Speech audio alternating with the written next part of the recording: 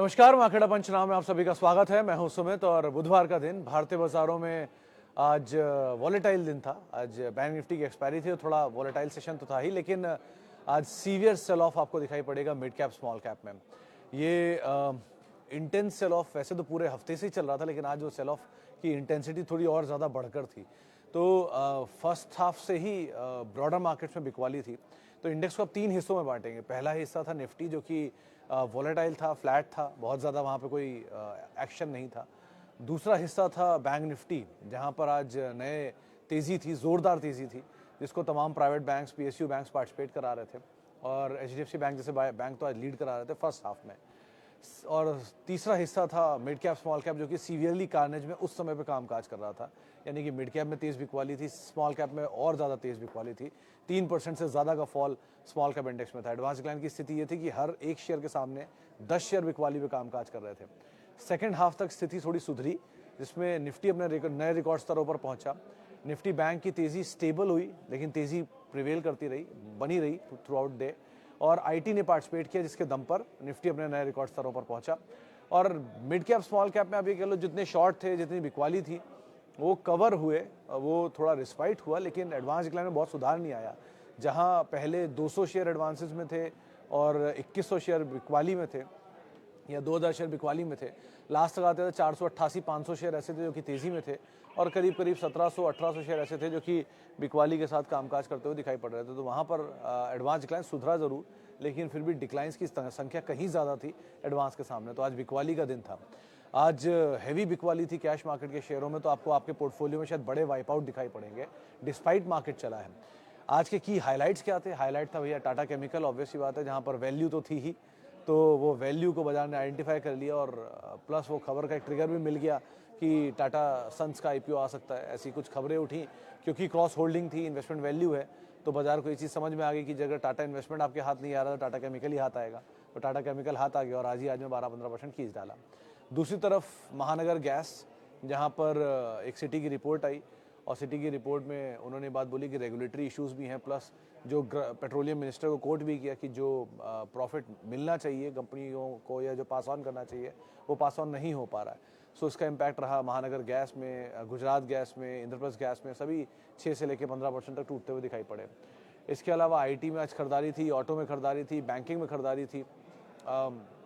जो प्रेशर था वो बाकी आपको स्मॉल कैप मिड कैप में दिखाई पड़ेगा। हालांकि रिकवरी के बाद भी 2% के आसपास बिकवाली तो स्मॉल कैप में भी आते हुए दिखाई पड़ी, लेकिन बाकी otherwise realty, PSU, energy, metal, ये कुछ ऐसे नाम थे जो कि बिकवाली के साथ कामकाज कर रहे थे। तो आज अगर कोई लास्ट में बाजार देखेगा तो उसको दिखाई पड़ेगा कि बाजार में बढ़िया खरीदारी थी, 400 अंकों की तेज़ी देखने को मिली, या बढ़िया खरीदारी थी निफ्टी में, करीब करीब 0.5% का उछाल था, मिड कैप बैंकिंग में नया रिकॉर्ड बना। लेकिन जिसने पूरे दिन का बाजार देखा उसको समझ में आया कि एक्चुअल सिचुएशन थी क्या और कितना कंसर्न रहा आज मार्केट में पूरे दिन के लिए। सो इस तरह से आज आप पूरे दिन मार्केट को देखेंगे। 2-3 इंपॉर्टेंट अपडेट में, एक और इम्पॉर्टेंट अपडेट था कि जो आरबीआई की तरफ से एक्शन लिया गया, खास तौर से जेएम फाइनेंशियल को लेकर। पहले उन्होंने आईएफएल फाइनेंस को लिया, गोल्ड फाइनेंसिंग की रोक लगाई, अब जेएम फाइनेंशियल को बोला कि आईपीओ फाइनेंसिंग रोकेंगे। हालांकि वो बहुत बड़ा इम्पैक्ट नहीं करेगा, 1% के आसपास बिजनेस में इम्पैक्ट करता है, लेकिन नीजक रिएक्शन वहाँ पर भी था। तो वहाँ एक समय पर 15-20% का फॉल था, रिकवरी होते हुए दिखाई पड़ी, लेकिन फिर भी 10% नीचे बंद हुआ। सो वीक सेंटिमेंट और वीक सेंटिमेंट के बीच में वीक न्यूज़ फ्लोज, उसका इम्पैक्ट आज अलग अलग स्टॉक्स के ऊपर आता हुआ दिखाई पड़ रहा था। चलिए अब सवाल जवाब का सिलसिला शुरू करेंगे और बातचीत करेंगे कुछ सवालों को लेकर, जहां पर अलग अलग माध्यम से, यानी कि फेसबुक, यूट्यूब के ज़रिए, अरे आज तो मेरा फेसबुक भी चल नहीं रहा, तो यूट्यूब और बाकी जो माध्यम है उसके ज़रिए आप इस कार्यक्रम का हिस्सा बने और वहाँ पर आप सवाल पूछ सकते हैं। चलिए सबसे पहला सवाल जो मेरे पास आया है उसमें है, okay, what to do if market 5 if after 5 to 6 10 SIP stock is more than 20%, how to decide, अरे यार किधर गया सवाल, हाउ टू डिसाइड, अरे आंद्रे सर इतने सवालों में मिस हो गया वो सवाल। एनीवेज जल्दी दोबारा देखता हूँ उसको। Thank you Sumit ji, well advice, I always work for me, timely profit taking my portfolio much stronger, I always advice to, thank you Patel साहब, थैंक यू हौसला अफजाई के लिए। Sir can I add Reliance, I have 550 shares at 220 to 50 and Adani port. मेरे ख्याल से sir इतनी कोई जल्दी नहीं है, अगर आई थिंक हिमालय जी, क्योंकि ऑलरेडी आपके भाव से तो बहुत ऊपर रिलायंस, कहीं 2200 रुपये और कहाँ 3000 रुपये। सो ऑलरेडी एक अच्छी तेजी दिखा चुका है, 800 रुपया ऊपर है। सो अभी मेरे ख्याल से और तो ऐड मत करो, आपका क्वांटिटी भी सब्सटेंशियल है। तो सो फार अभी तो इतनी जल्दबाजी मत करिए लेने की, इंस्टेड थोड़ा कूल ऑफ होने का वेट करिए। आप, मैं डिनाई नहीं कर रहा कि आपका डेटा की खबर और बाकी सारे तर्क जो आप दे रहे हो बिल्कुल ठीक है, बट इंस्टेड ये नहीं कि अगर आपको कहीं नीचे मिले तो ज़्यादा बेटर नहीं रहेगा आपको लेना। सो अभी के लिए तो आप वेट करो। कंपनी अच्छी है, ऑब्वियस बात है, देश की सबसे बड़ी कंपनी है, बट कहीं नीचे मिले तो ज़्यादा बेटर इन्वेस्टमेंट अपॉर्चुनिटी बनेगी आपके लिए। Please suggest on ask automotive purchase 109 at 306 चला एग्जिट। मेरे ख्याल से प्रामिला जी इसमें 310 पे गोल्डमैन सैक्स ने शायद मान लिया था जब लिस्ट हुआ था। एक बार आप क्रॉस चेक कर लेना, मेरे ख्याल 310 311 वो लेवल था। और जब ये लिस्टिंग हुई थी इसकी, उसके बाद से ये फिर नीचे कूल ऑफ हुआ और फिर अच्छे नंबर आए और वापस 340 तक गया था बीच में। सो अभी भी नंबर्स के ठीक थे लास्ट क्वार्टर के। कंपनी अच्छी है, डेट फ्री कंपनी है, एक्सपैंड कर रही थी, राजस्थान में एक नया यूनिट भी लगाया जिसके लिए आईपीओ लेकर आए थे लोग अपना। सो है तो ये नया आईपीओ, तो नंबर पे आप नज़र रखना, और बट नंबर के साथ साथ सो फार बने रहो, क्योंकि अगर 311 312 में फंड एंटर कर रहे हैं तो वो भी लिस्टिंग के बाद, तो बहुत ज़्यादा कोई रिस्क है नहीं इतना होल्ड करने में। और पुराना लो आपका स्टॉप लॉस होगा, उसको ज़रूर फॉलो करते रहना, और नंबर के ऊपर क्रूशियली नज़र रखना इस क्वार्टर के। टाटा केमिकल 20%, आप 10 शेयर ओनली और ले सकते हैं क्या अभी? सूरज जी देखो, टाटा केमिकल में जो तर्क मैं पिछले 3-4 दिनों से दे रहा हूँ वही तर्क दूंगा कि टाटा इन्वेस्टमेंट में तेज़ी आई क्योंकि उनका 15,000 करोड़ रुपए के आसपास का इन्वेस्टमेंट था, जिसकी पर बुक वैल्यू बैठती थी करीब 4600 4700 48 रुपये की रेंज में। टाटा केमिकल का करीब 10,000 11,000 करोड़ रुपए के आसपास का इन्वेस्टमेंट है अलग अलग आर्म में, जिसकी बुक वैल्यू बैठती है 1000 रुपये के आसपास। तो बुक वैल्यू से बहुत दूर है नहीं। आज वो एकदम से हीट अप होकर 12% भाग गया, ठीक है, फेयर इनफ। आज 1-2 दिन के अंदर कहीं वापस कूल ऑफ मिलेगा तब आप एंटर कर जाना। सो कंपनी ख़राब नहीं है, समय ख़राब है सेक्टर का, और अभी भी ये सेम विकल्प है कि ये टाटा ग्रुप के सबसे सस्ते वैल्यूएशन में से एक नाम अगर आप कुछ ढूंढ रहे हो तो टाटा केमिकल ही है। वैल्यूएशन वाइज सस्ता इसलिए है क्योंकि केमिकल सेक्टर के साइकिल इनके अगेंस्ट में है, और दूसरा इन्वेस्टमेंट वैल्यूज़ के आसपास भी है। सो इसीलिए एक सस्ता वैल्यू दिख रहा था तो मैंने बता दिया। अभी भी आपको नीचे मिले कहीं तो आप एंटर कर सकते हो, ऐसा कोई खास रिस्क नहीं है इसमें। Okay, small cap was carnage today, still KP energy, KP green and upper circuit, any outcome from this between small cap sell off? तो दीक्षित सर देखो, स्मॉल कैप में 40% का गेन आ चुका है, तो जहाँ जहाँ बहुत मासिव गेन है वहाँ वहाँ पर मासिव सेल ऑफ की तैयारी कर सकते हो आप। इरकॉन हुए या रेलवेज हुए या पीएसयूज हुए जो कि मल्टी बैगर बने हैं उनमें। अब आप पूरा, आपने एग्जांपल पूछा केपीआई ग्रीन, केपी एनर्जी का, तो पिछले 10 दिन से या 7 दिन से लगातार केपी एनर्जी में लोअर सर्किट लग रहे हैं। उसकी वजह कुछ नहीं है, क्योंकि हुआ क्या था, वो बोनस के शेयर क्रेडिट हुए थे, तो बोनस के शेयर अगर आपके पास भी मान लिए 100 शेयर हैं तो आपको एक्स्ट्रा 200 शेयर मिल गए, तो 300 शेयर हो गए। तो क्योंकि उससे पहले चला था तो जिनके पास भी बोनस के शेयर क्रेडिट हुए थे वो बेच रहे थे, जो डायरेक्टर्स ने भी कंपनी के बेचे हैं। तो जैसे जैसे वो शेयर बिक रहे थे वो लोअर सर्किट लग रहा था। साइमल्टेनियसली ग्रीन प्रमोटर ही बाय कर रहा है 415 रुपये के आसपास, तो इसीलिए वो बहुत दिन तक सेल ऑफ को होल्ड करना नहीं था। और वो प्लस नेगेटिव न्यूज़ भी आ गई थी रिवर्स टैरिफ वाली, तो ये दोनों का मिला के इम्पैक्ट था कि वो शेयर टूट रहे थे। आज जब बाजार टूटा तब उनकी सेलिंग ऑलरेडी डन हो चुकी थी, तो इसलिए टूटा नहीं। तो जहाँ बहुत सीधा लॉजिक है सर, अगर बाजार में कोई चीज़ बहुत चली है तो उसको गिरना ही है, रीज़न कुछ भी आ जाएगा लेकिन उसे गिरना ही है। आज नहीं कल, कल नहीं परसों गिरेगा ही। और जो चीज़ बहुत टूट चुकी है अगर उसमें स्ट्रक्चरल इशू नहीं है तो उसे चलना ही है, आज नहीं तो कल वो चल ही जाएगा। सो अगर नंबर सपोर्टिव है तो ऑब्वियसली, तो अगर आप कोई ऐसी कंपनी देख रहे हो जो कि प्रॉफिट डबल ट्रिपल कुछ कुछ सालों में करती चली जा रही है और उसका शेयर नहीं चल रहा है तो आज नहीं तो कल वो चल ही जाएगा।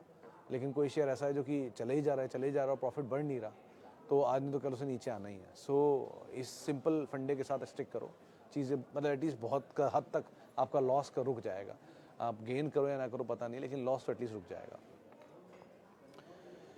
Okay, Sumit sir, view on Tech Mahindra holding since April 2022 only 10% profit till now, should I exit and go for HCL tech already holding TCS 20% profit?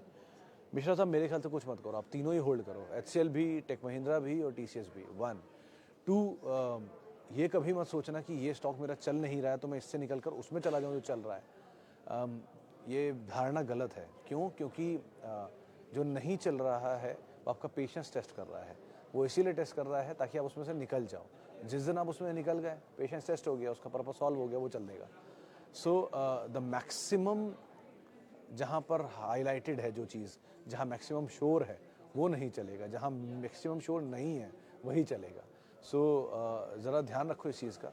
और कंपनियां तीनों ख़राब नहीं है, ना HCL टेक, ना टेक महिंद्रा, ना TCS। आपको मौका देती हैं, अगर कभी नीचे आने के बाद आपके भाव के आसपास आती हैं, उसके नीचे आती हैं, तो आप फर्दर ऐड ऑन कर सकते हो। बट ऐसा कोई रिस्क नहीं है इनमें कि आप इनको होल्ड ना करो, और at least end of the day gain ही दे रहे हैं ना, तो तीनों क्वालिटी कंपनियां बने रही आराम से। Sir, can I add Nifty Bs and Nifty Next 50 for 15 years? Sir, where should I learn trading? Nowadays there is huge content but reliability is less. तो मिथुन सर, पहले आपका सवाल का जवाब, आप हमेशा बैंक निफ्टी बीज, निफ्टी IT ETF, इनको कभी भी ऐड करना चाहो ऐड कर सकते हो, इनमें कोई रिस्क नहीं होते। अगर आप इंडिया की ग्रोथ स्टोरी को प्ले करना चाहते हो तो SIP वे में इन्हें धीरे धीरे ऐड करते रहो, सेफ, साउंड एंड कंसिस्टेंट। ये बहुत वोलेटाइल, बहुत इरेटिक मूव नहीं देंगे, लेकिन एक स्टेबल आपको रिटर्न देते रहेंगे। सो इनको आप आराम से SIP में ऐड कर सकते हो। अगर आप बाजार को नहीं भी जानते तो भी आप ऐड कर सकते हो।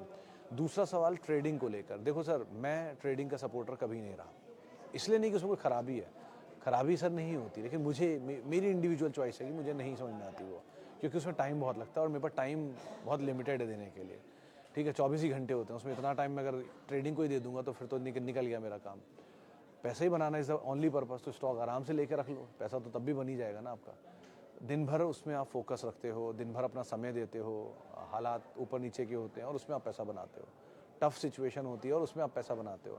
So you need a very good command over it, you need a very good expertise over it, और बहुत ज़्यादा पढ़ाई और बहुत ज़्यादा रेगुलर आपको मार्केट में रहना ज़रूरी है, तभी आप ये काम कर पाओगे। तो इसीलिए मैं उसमें उसके लिए सही आदमी नहीं हूँ जिससे आप पूछ रहे हो। स्टिल कंटेंट बहुत अवेलेबल है, try to be with experts, समझिए, and market is the best expert. Obviously market आपको हमेशा अपने आप समय से रहता सिखाई देगा। इससे बड़ा टीचर कोई नहीं है, इससे बड़ा गिवर कोई नहीं है, इससे बड़ा टेकर कोई नहीं है। तो जब वो देता है तो बहुत देता है, जब वो लेता है तो बहुत लेता है। ये सिखाता ही बहुत है और पढ़ाता ही बहुत अच्छे से है, और सजा ही बहुत बुरी देता है अगर आप नहीं पढ़ते हो तो ये बेस्ट है। अगर आप इसके साथ रहोगे तो अपने आप ही market will teach you everything. लेकिन ठीक है, फिर भी आपकी चॉइस है, आप ट्रेडिंग करना चाहते हो तो बहुत विकल्प हैं, आप उनमें से कोई विकल्प को तलाशो, और ध्यान से बस ऐसा ध्यान रखना कि पैसा कम बर्बाद हो या पैसा कम गंवाएं आप, ज़्यादा से ज़्यादा कैपिटल बचाने की कोशिश करें। ये अपनी प्रायोरिटी हमेशा रखिएगा, भले आप ट्रेडर हों, इन्वेस्टर हों, BTST प्लेयर हों, जो भी हों, लेकिन अपनी प्रायोरिटी यही होनी चाहिए कि कैपिटल एटलीस्ट आप ज़्यादा से ज़्यादा बचा के चलें। Okay sir, Tata motor share add कर सकते हैं क्या? 721 पर 20 शेयर है, मेरे ख्याल से नहीं। चौहान साहब अभी मत ऐड करिए, क्योंकि एक ही चीज़ बोलूँगा कि बहुत बड़ी तेज़ी टाटा मोटर ने दिखाई है, और बहुत बड़ी तेज़ी के बाद इसमें बहुत ज़्यादा रिटेल पार्टिसिपेशन बढ़ चुका है। तो मेरी समझ कहती है कि टाटा मोटर को अब थोड़े दिन के लिए कंसोलिडेशन में जाना चाहिए, टाटा मोटर एंड टाइटन दोनों को। अब लेट्स सी ये कब होगा, अभी होगा, कुछ महीनों बाद होगा, 20-30% और गेन के बाद होगा, लेकिन उसे जाना चाहिए कंसोलिडेशन, जिसमें HDFC बैंक गया हुआ है अभी, लेकिन बहुत लंबी तेज़ी दिखा चुका और बहुत बढ़िया तेज़ी दिखाई है इसने। तो अभी के लिए आप एटलीस्ट होल्ड करो और नया विकल्प अभी ऐड मत करो, वेट कर लो, नीचे मिल जाए तो बात अलग है, लेकिन अभी के लिए एटलीस्ट आप अवॉइड करो।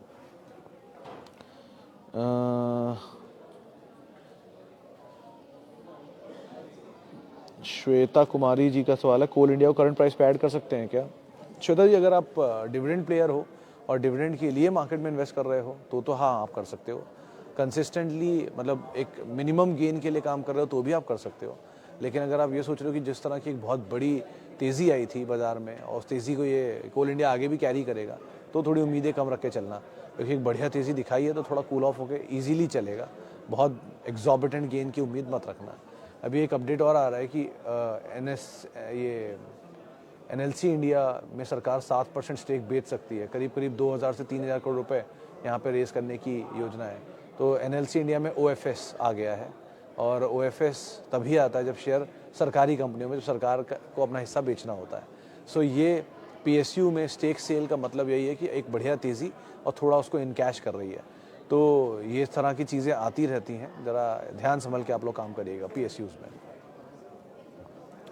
Okay, sir you are doing a commendable job for retailers, thank you Suraj ji, trust रखने के लिए, हमें देखने के लिए, सराहने के लिए, भरोसा रखने के लिए। कोशिश करता हूँ कि कम से कम गलत पढ़ूँ, सही तो पता नहीं पढ़ता हूँ कि नहीं पढ़ता, लेकिन कम से कम गलत होने की कोशिश ज़रूर करता हूँ।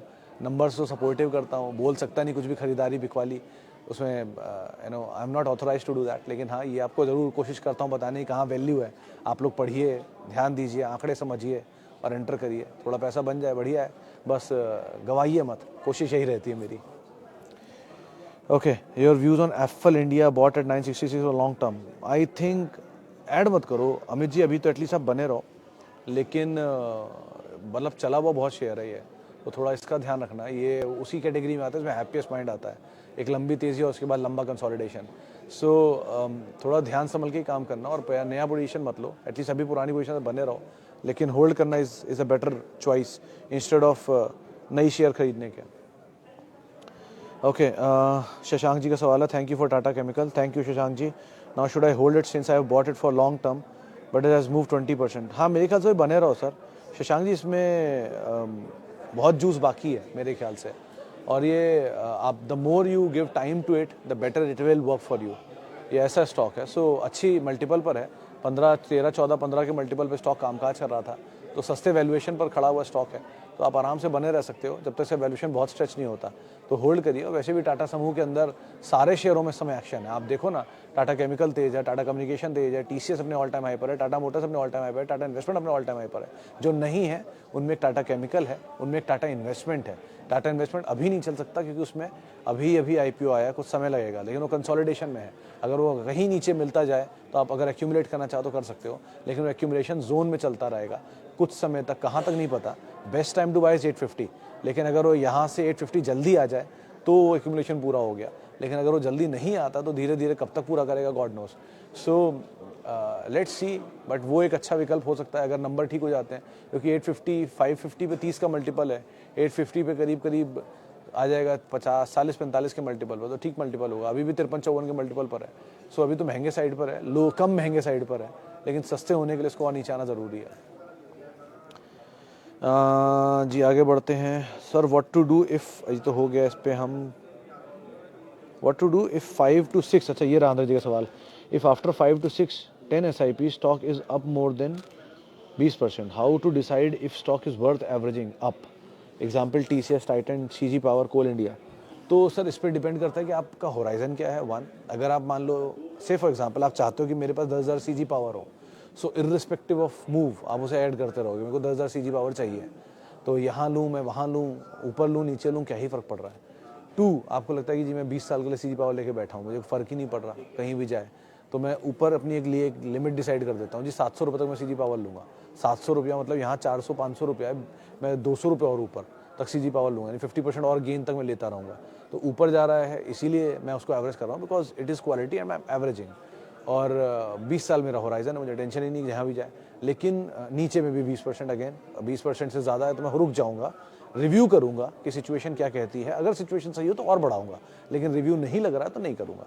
सो ये कॉल आप ही को लेना है इंडिविजुअल चॉइस के हिसाब से आपकी, लेकिन अगर आपको लग रहा है कि नहीं बाजार बहुत हीटेड अप है जैसे अभी है और 20% शेयर भाग गए हैं, 30% भाग गया है, जो ऑलरेडी 50% भागा हुआ है, तो भैया रुक जाओ, कुछ मत करो, होल्ड कर लो, छूट गया कुछ और ले लो। मल्टीपल चॉइसेस हैं बाजार में, ऑप्शन हमेशा अवेलेबल है। आप ये नहीं ले पाओगे तो ITC और HDFC बैंक तो हमेशा ही ले सकते हो, वहीं खड़े रहते हैं, कहीं जा ही नहीं रहे, तो उनको ले लो। सो उतने दिन के लिए जितने दिन के लिए वो कूल ऑफ नहीं हो रहे हैं, सो आप लाइकवाइज बिट्स एंड पीसेस में चीज़ों को देख सकते हो। And again it's a very very personal and individual choice, तो आप उसके हिसाब से कॉल लो।